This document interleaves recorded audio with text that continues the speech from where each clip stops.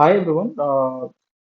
Today I'm going to share you my experience with my previous startups where I built chat application within a week time. And within a one sprint, we have deployed this to production. I will talk more about what is the thought process I have used while building this chat application.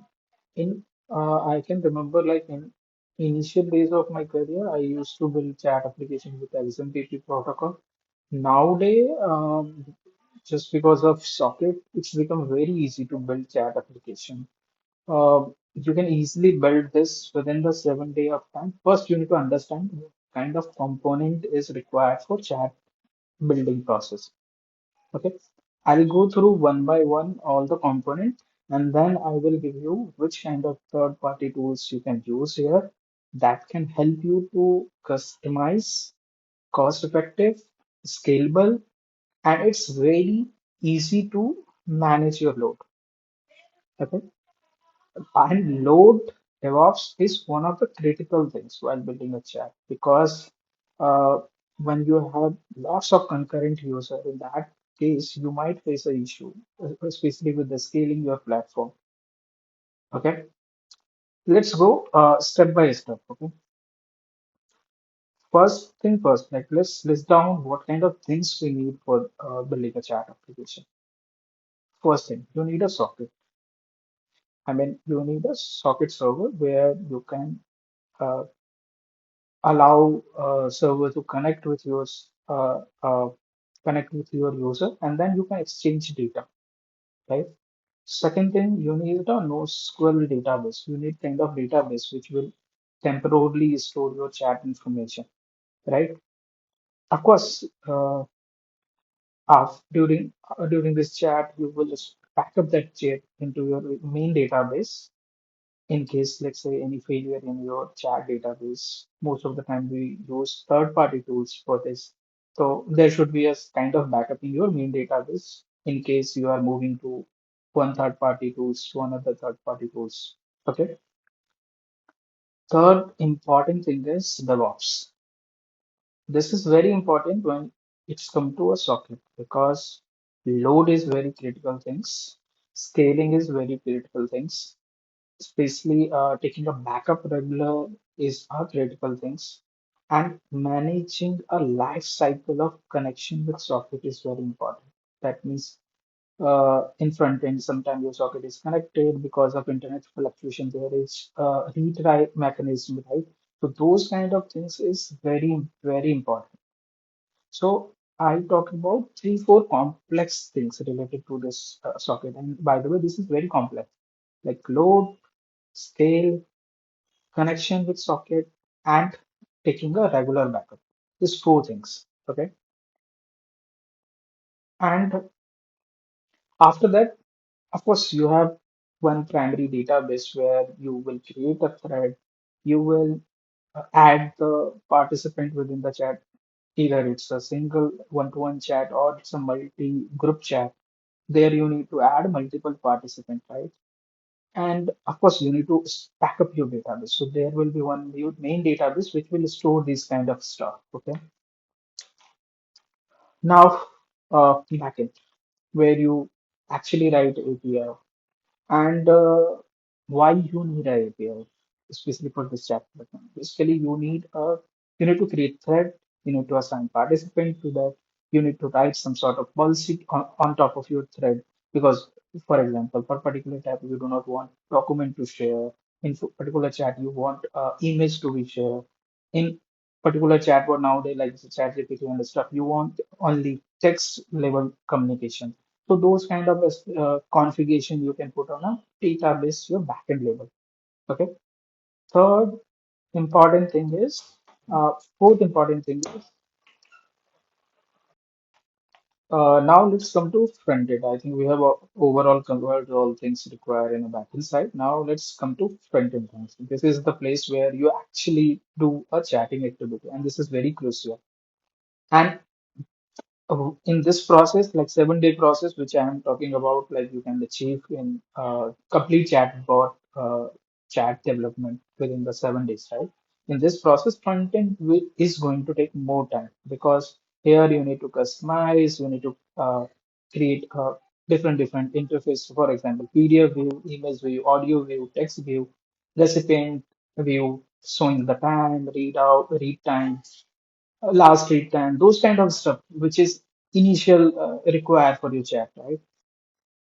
Okay, so those kind of things are also, if you want like offline database, those kind of things you need to manage locally, right? So in case of no internet, you can handle chat. You can show the chat, previous chat, basically. And also there will be some sort of retry mechanism which will keep retrying. Let's say you send a message and your message is not get delivered because of internet or many reason, right? So there will be a mechanism which will keep trying to send your message again, right? So those kind of things you need to manage. Now, in front end, important thing is you need an interface, and there are standard kind of a standard uh, interface which you usually see in all the chat, right? These kind of standard interface you will easily find out in GitLab or any other source in all the language most of the time. You will find it. Okay. So first you can download any of the open source and then you can customize according to your business need. Okay. So this way you can reduce the time. Right? You don't need to build basic stuff which is already done by someone. So you can simply just import those stuff. Okay. Second thing is you need a socket connector, retry mechanism, database, offline database. So those kind of things, I'll tell you third-party tools which will help to manage these kind of things. You don't need to manage manually. Of course, if you are using some other tools, then you have to manage, right? So how you solve, so biggest problem if you, I have listed out all the things, but if you understand this, biggest problem was socket, their DevOps, their backup, and scaling problem, right? Those things you nowadays you can easily manage through Firebase real-time database because there it's very easy to configure, it's cost effective in a very good instant volume. It's a free almost. So that means you can like easily start building a chat with this. And when you when you get a huge volume and you need to manage by yourself, then you can set up a socket in your cloud. But initially, I have tested this with like 1000 plus concurrent thread user in a day. Sorry, in a minute. That kind of traffic I have managed in my previous organization. So that means you can scale this up to next level. Like I especially recommend like if you chat is not your core feature, you don't need to worry about it. Let Firebase handle for you. Okay. And in Firebase, you can easily configure webhook that will trigger to your backend, and you can do a backup here. One tricky part is like here nowadays ChatGPT is very popular, right? So you want kind of auto reply stuff, right? Those things you can manage from this webhook because when you are getting any kind of message, you can identify it's a let's say bot request.